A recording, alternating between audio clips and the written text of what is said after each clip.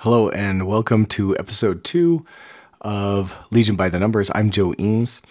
I'm happy to have you join me here today. And in a previous episode, our first episode, we actually talked about the Magnaguards versus the BX droids. And we looked at some of the numbers as to how the Magnaguards stack up against the BX droids. In this episode, we're going to look at the same thing, but before we looked at their melee performance, now we're going to look at their ranged performance. What happens when they are only attacking at range? When we're going to be looking at the full units, and we're going to be looking at attacking at their maximum range as well. So this idea here is it's kind of the same units as before. They're kitted out to be melee, but let's say they have to attack into range at range because that was all that they had available to them. You still want to attack, and we're going to see what kind of damage they do. So the Magnaguards, we're going to start with them. Same setup, the Electro Whip, Tenacity, Hunter. That's what I did before. Good possibility you wouldn't do Hunter. It's not a very common one. I like it a little bit. I'm by no means a pro Legion player. A lot of people would go for something more like maybe situational awareness or something like that. But I'm going to leave it there. So that's 110 points for them. So let's go over here. We're going to plug in the Magnaguards at 110 points. There are 4 units total in this, the base 3 plus the Electro Whip. And they each do a black and a white surge to hit. They don't really have any other keywords that help them out. So that's 4 black, not red, 4 black, and 4 white. They do surge to hit. And that's pretty much all they got. Now with the retinue, they do have aim. So we'll kind of run through the numbers once without aim and once with, assuming that a lot of the time they do have an aim token. So let's start with our base number. What are they going to do base with those 4? Well, they're doing 4 points of damage. Now, the big deal with them is that they're only at range 2. So, as you know, range 2 is really hard to get into without really exposing yourself. Usually you want to be at range 3 or range 4 or melee. Range 2 is really close. You're in their face. It's not really a great position to be. But we're assuming, again, that you are caught at that sort of maximum range, the range 2. We're not going to look at using that rocket launcher. It has that low overlap of just range 2. So if you're kitting them out for the rocket launcher, you might be doing something different. We're not looking at what happens if you have the rocket launcher, just the same sort of unit. So 4 points by default. Now let's just look through really quickly. What happens when they shoot at something white like B1 droids that are not in cover? They're doing 3.3. If it's maybe rebels, white with a surge to block, 2.6. And then red dice, again, something that's not in cover. They're only doing 1.3 points of damage.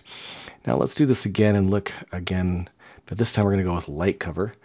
Against B1s in light cover, they're doing 2.5. Against your white with surge, like rebels, 2.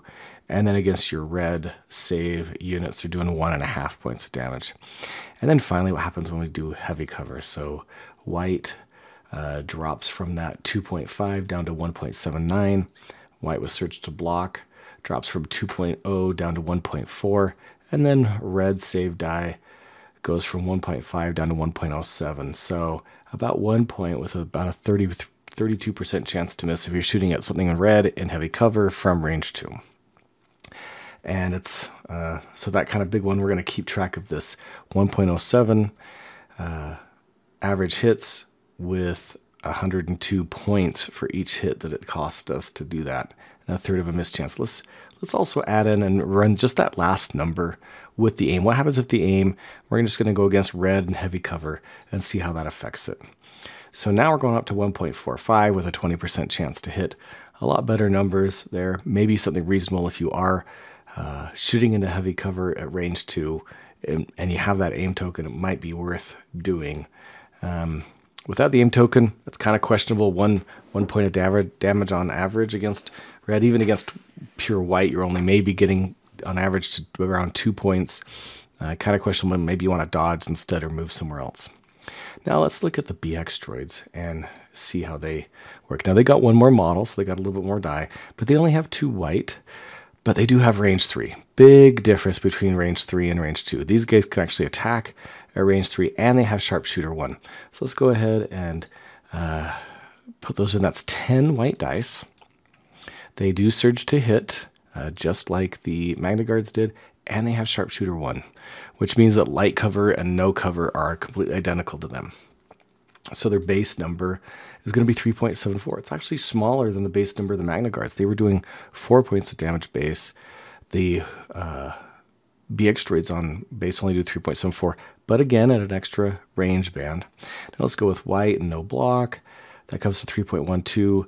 White with surge to block is 2.5, and then red with no surge comes to 1.87. So shooting at red dice saves in no cover or light cover, which is going to be the same to sharpshooter 1. Pretty good for those BX droids. They actually do pretty decent, about 2, and they only have a 13% chance of missing on that. Now let's flip over to heavy cover. The application will compensate for heavy cover the sharpshooter 1 and treat it as if it's essentially light cover. So let's go with white and no block for shooting at some B1s in heavy cover. Now we're doing 2.3 points of damage.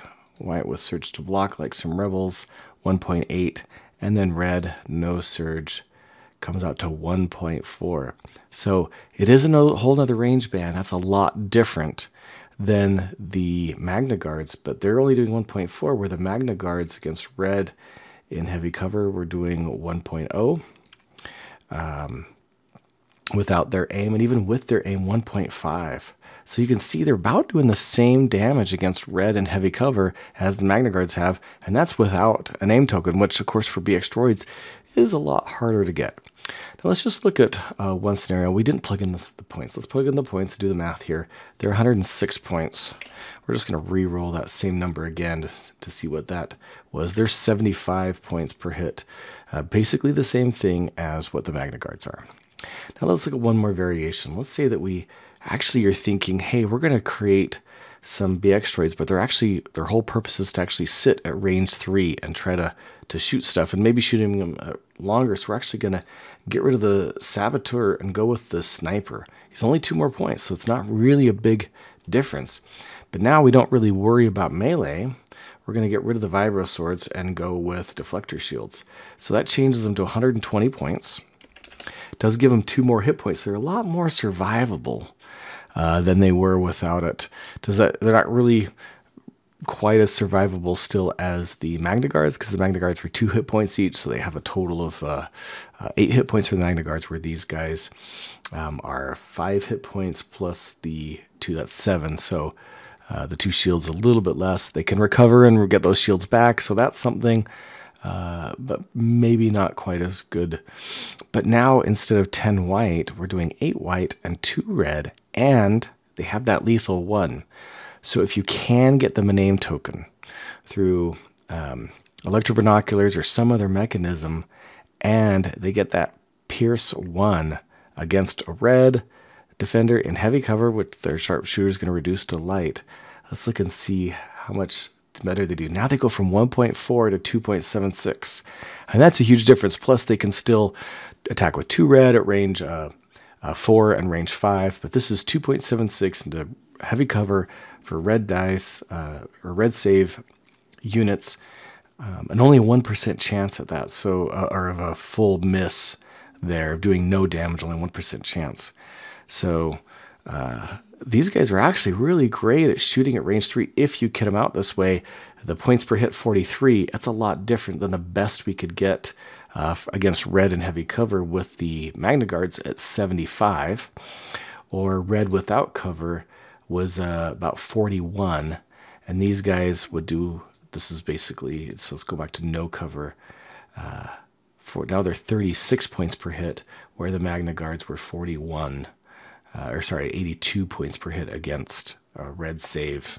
So a lot more efficient at range. BX droids definitely stand out a lot more at range. A couple of scenarios where they're not much better, but a lot of scenarios. And if you decide to outfit them with the sniper, kind of an unusual outfit. I don't know that I've ever heard of anybody running full BX units that way. I think the BX units have definitely fallen out of favor compared to other units. The fact that the Magnaguards can take 1 wound and not see a fall off in performance. In fact, potentially do a little better with tenacity. Whereas the BX droids are going to use a unit the minute they take 1 wound. Although with the shields, right, you can actually take 2 wounds without taking any fall off in performance. So Kind of some give and take there. I personally love the BX droids. I think they're a great unit. I think they're fun. I actually like them more cinematically than I like the Magnaguards. You might feel differently. Please post your comments. Did I miss anything? You can use the same tool and do your own numerical analysis of the two units and how they perform. Let me know if I missed anything. Let me know if you'd like me to look at anything else and do any other analyses. I hope you like this video. If so, like and subscribe, and I hope to see you in a future video.